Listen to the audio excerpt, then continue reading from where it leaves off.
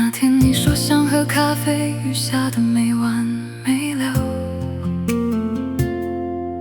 我煮了2杯，1杯热的，1杯随它凉掉。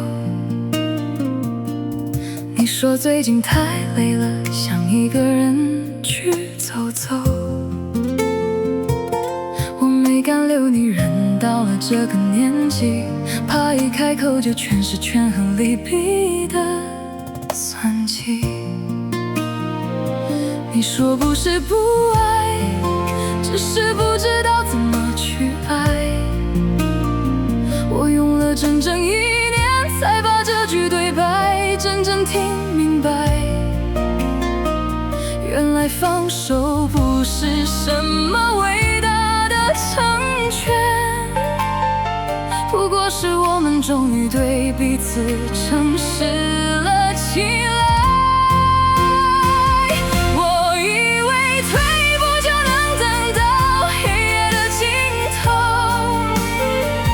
我以为懂事一点你就会舍不得走，后来才懂走了的人就是走了。你不是迷了路，是选了一条没有我的路走。你留给我的最后一刻啊，是怎么把每一个熬不过的黑夜，一声声熬成了白昼。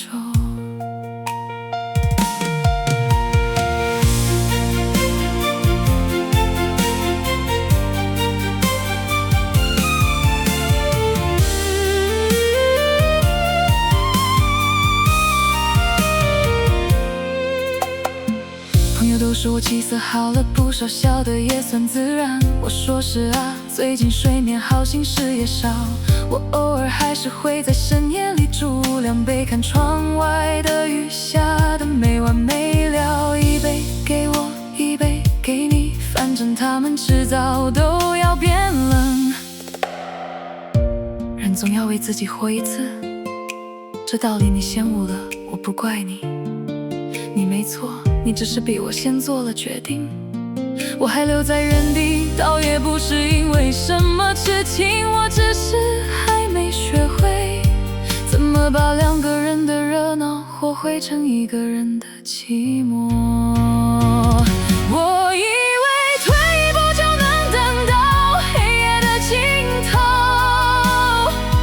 我以为懂事一点你就会舍不得走，你已经往前走了，我也该放过自己，把那杯冷掉的咖啡一口喝下去。我还在原地，